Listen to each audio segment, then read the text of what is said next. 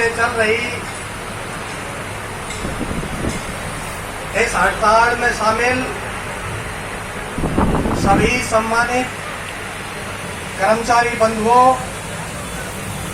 और बहनों, आपके विषय पे ही मैं दो बात रखूंगा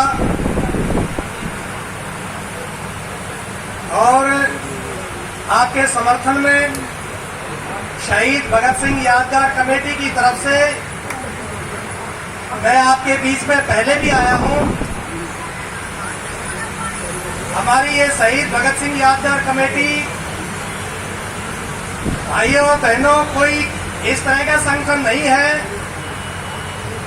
कोई राजनीतिक संगठन भी नहीं है। ये इन महान शहीदों की याद में हमारे ये साथी राकेश सैनी जी जो बैठे हैं, ये हीरो होंडा कंपनी में सर्विस करते हैं और यूनियन के ये फॉर्मर सेक्रेटरी है। ये जब 8वीं में पढ़ते थे और समय धारोड़ा में हमने एक सभा की थी 23 मार्च को शहीद भगत सिंह के शहादत दिवस के ऊपर। उस समय इनकी कम उम्र थी, इन्होंने जज्बात में आकर उस मीटिंग में हमारे सामने ये हज की कि कामिल रमेश जी, इस चौक का नाम भगत सिंह के नाम से होना चाहिए, शहीद भगत सिंह चौक, और यहाँ हम शहीद भगत सिंह की प्रतिमा लगाएंगे और उनके विचार और आदर्श के बारे में हमने आपसे सुना है और हम इसको जन जन में फैलाएंगे। साथियों, उस समय से ये कमेटी जन जन में शहीद भगत सिंह, राजगुरु सुखदेव, नेताजी सुभाष, अभी आज इस 11 तारीख को हम यहाँ इकट्ठा हैं। 11 अगस्त को शहीद खुदीराम बोस आजादी आंदोलन के एक कमसिन उम्र के 18 साल के क्रांतिकारी, जिनको बहुत ही बेरहमी से अंग्रेज सरकार ने उस समय फांसी के फंदे पर लटका दिया था। तो इन महान क्रांतिकारियों, महान पुरुषों के विचारों के आदर्श को लेकर ये कमेटी काम करती है।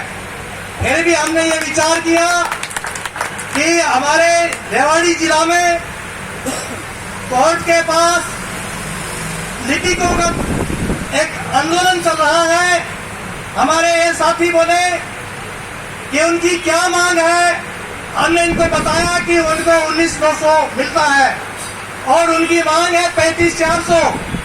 तो हमने कमेटी की मीटिंग बुलाई और कमेटी की मीटिंग में सर्वसम्मति से इस बात को समझते हुए कि बेशक हम इनके विचारों को फैलाने का काम करते हैं, लेकिन शहीद भगत सिंह का भी तो आजादी की लड़ाई में एक ही नारा था कि अंग्रेज यहाँ से जाए और देश का किसान, मजदूर, महिलाएं, छात्र और नौजवान खुशहाली की जिंदगी जिए।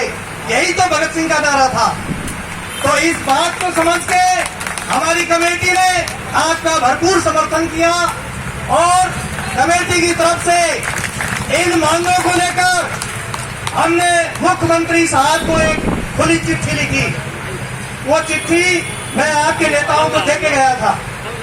उस चिट्ठी में हमने यही मांग की कि हमारे ये कर्मचारी भाई हैं, इनकी मांग एकदम जायज है। आपका जो तर्क आ रहा है कि हम राजस्थान में इतना मिलता है, हिमाचल में ये मिलता है, हम यूपी का दे देंगे, ये तर्क सही नहीं है। ये तर्क सही नहीं है। किसी भी प्रदेश में उस प्रदेश के मजदूरों, कर्मचारियों की जो सैलरी है, उस प्रदेश के अंदर जो उत्पादन के साधन है, उस प्रदेश में जो संसाधन है, उस प्रदेश में जो सकल घरेलू उत्पाद में जो उसका सहयोग, जो योगदान है, उसके आधार पर तय होती है। और हमारा हरियाणा प्रदेश इन तमाम राज्यों से कहीं आगे है, इन राज्यों से बहुत आगे है। इसलिए हमारा कर्मचारी 35,400 का हकदार है, कोई खैरात नहीं मांग रहा। ये उनका हक है, उसको मिलना चाहिए। हमने सरकार से यह भी कहा कि अगर हमारा प्रदेश इतना देने के लायक नहीं है तो आप देखिए हमारी संपन्नता का ये घोतक है कि राजस्थान, बिहार, एमपी के मजदूर यहाँ हरियाणा प्रदेश में काम के लिए आते हैं। किस लिए आते हैं कि ये प्रदेश उनके बनस्पत संपन्न है और यहां हम अपने बच्चों को पढ़ा सकते हैं। तब हमारा जो यहाँ का जो स्तर है उस स्तर के मुताबिक 35-400 का हमारा हक है। और साथियों मैं तो ये कम मानता हूं, मैं ये कम मानता हूं। आज महंगाई अपने जिस चरम के ऊपर है, आज आप देखिए सरकार खुद कह रही है कि हम सेंट्रल पूल से गेहूं और चावल है उसकी खुली बिक्री करेंगे। क्यों? क्योंकि गेहूं चावल और आटा दाल के दाम बढ़ते जा रहे हैं, खुद सरकार मान रही है। तो इतनी महंगाई में क्या हमारा कर्मचारी, हमारा मजदूर अपना गुजारा कर सकता है? आज पढ़ाई लिखाई है वो इतनी महंगी हो गई, क्या हम इतने कम पैसे में अपने बच्चों को अच्छी शिक्षा दिलवा सकते हैं जबकि सरकार शिक्षा का निजीकरण कर रही है?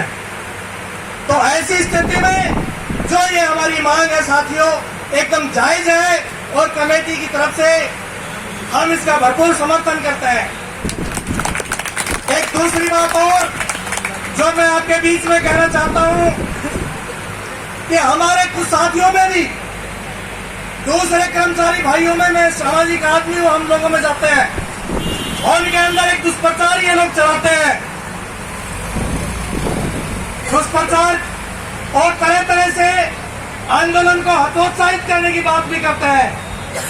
कुछ लोग तो यही कहेंगे कि भाई आंदोलन चल रहा है, आज तक क्या हुआ?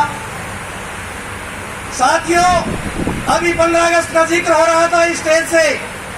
15 अगस्त का दिन हमारी देश की जनता को देखना नसीब ही आंदोलन से हुआ।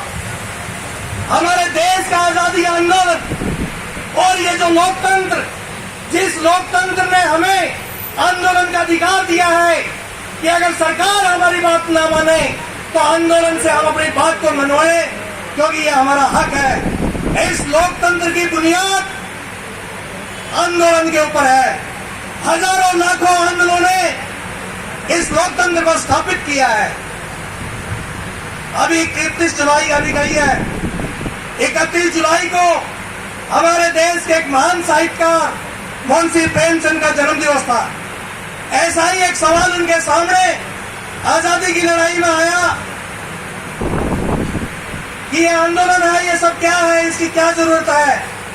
प्रेमचंद जी ने बहुत अच्छी बात कही थी उस समय, वो आज भी लागू है कि आंदोलन करने का मतलब है हम जीवित हैं, हम मरे नहीं हैं।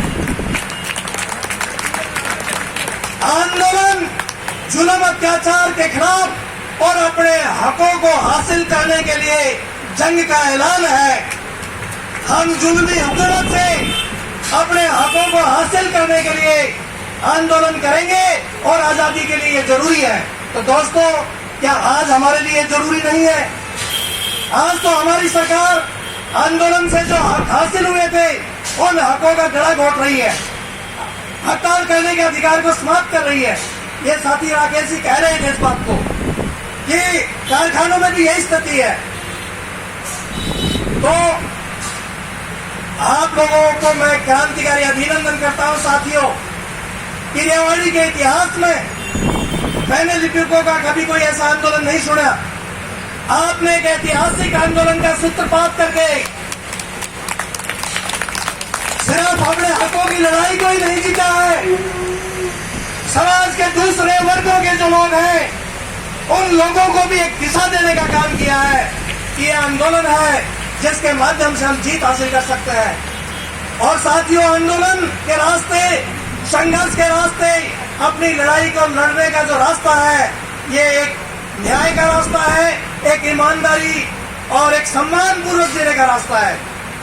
इसलिए आप लोग जिस रास्ते पर आगे बढ़े हो, आप लोगों ने पूरे समाज को रोशन किया है, उसको दिशा दी है और अब कोई गुंजाइश नहीं बचती कि आप अपनी लड़ाई में ना जीते। साथियों हिटलर का नाम आपने इतिहास में सुना है। हिटलर पूरी दुनिया के ऊपर अपना तानाशाही पंजा है वो जकड़े रखना चाहता था, पूरी दुनिया के ऊपर शासन करना चाहता था। उस तानाशाह को भी जनता की ताकत के सामने आत्महत्या करनी पड़ी थी।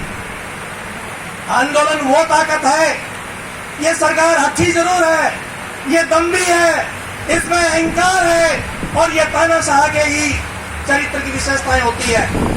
लेकिन बेशक ये है, हम इतिहास से सीख लेके हम शहीद भगत सिंह, राजगुरु सुखदेव, नेताजी सुभाष, शहीद खुदीराम बोस की धरती पे पैदा हुए उनके वारिस हैं। साथियों, शहीद भगत सिंह ने कहा था जब वो जेल में थे, मैं एक वाकया आपको सुना रहा हूं तो एक मिनट का। बाबा सोहन सिंह भकरा बोले शहीद भगत सिंह को कि भगत सिंह, जेल में जो दूसरे कैदी बंद हैं उनसे सब मिलने आते हैं, क्या बात है आपसे कोई मिलने नहीं आता? तब भगत सिंह ने एक जवाब दिया था। साथियों, आप गौर करेंगे इसके इस जवाब के ऊपर, मैं उसी से प्रेरित हुआ।